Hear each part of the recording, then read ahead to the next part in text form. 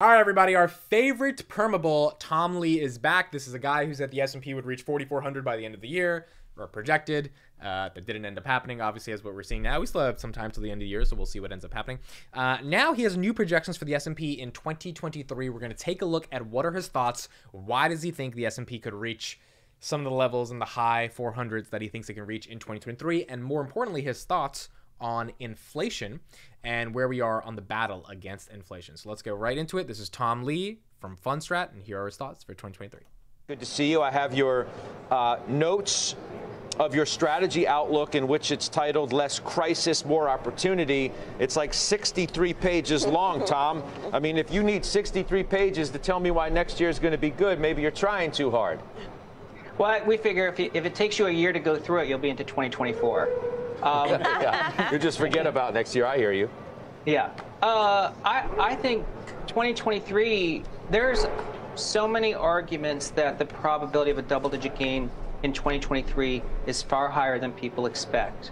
But I think it does start with inflation and the Fed, because, you know, people talk about monetary policy lags, which is true, but it affects both inflation and the economy.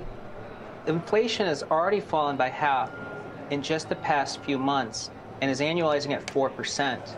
This is before we've really seen the bite of the monetary hikes. On top of that, earnings could do better next year than expected because, you know, things like the PMI, the dollar, and supply chains are actually supports for earnings next year.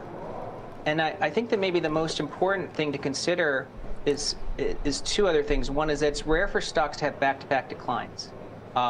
In fact, in a year after a decline like this, and you say, well, earnings have to be good for stocks to have double-digit gains, that's not true. Out of the 21 instances stocks had declines in a single year, the following year, 18 were positive years. 7 of those had negative earnings growth. So stocks can do quite well next year as long as we're talking about this crisis on inflation ending. And I don't know. I mean, I just think today's FOMC, they do have to make some changes because, you know, the second paragraph there says the Russia-Ukraine war has been an accelerant to inflation. Oil and wheat are below pre-invasion prices. I think that has to come out.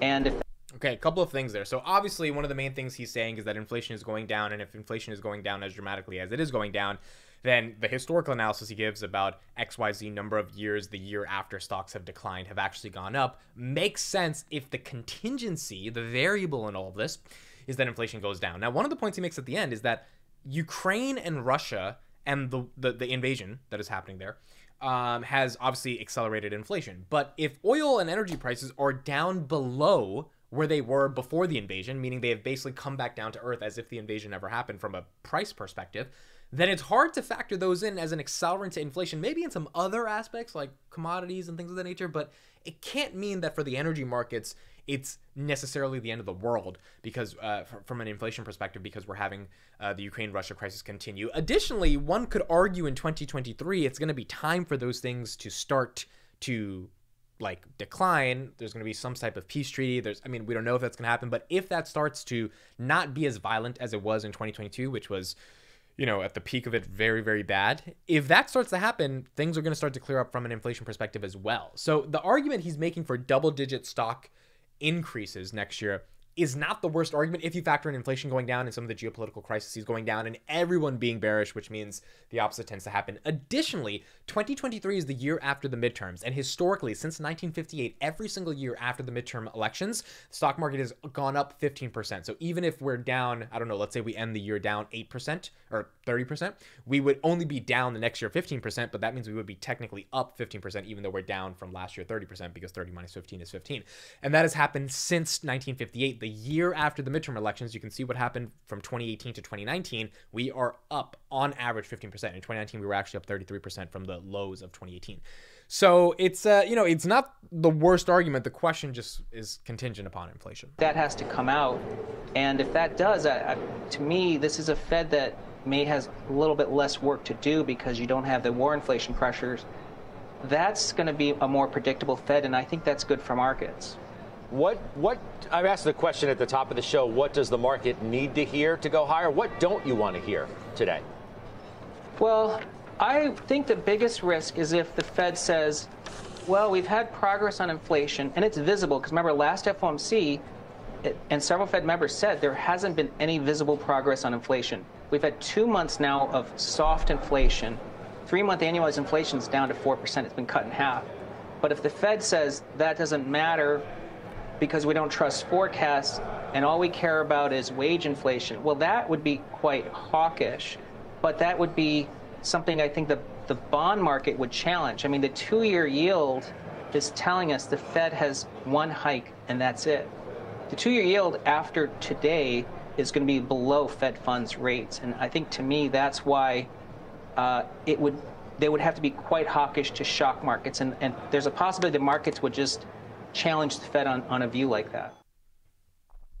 Okay, those are our thoughts from Tom Lee. Look, at the end of the day, I think he has a point that the markets could rebound, and they could rebound pretty spectacularly next year.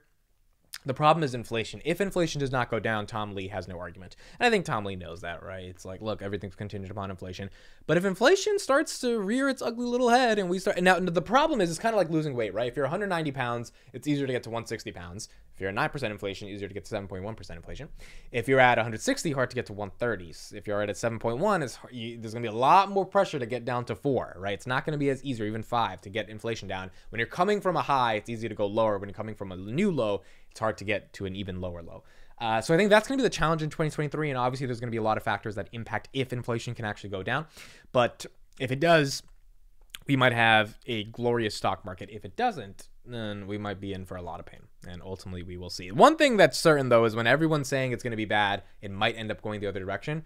The question becomes if it actually ends up going the other direction this time. So those are my thoughts. Thanks so much for listening and watching. Are you bullish? Do you think Tom Lee is correct on this, or do you think he's just a perma bull? Leave it in the comments. I will see you guys in the next one.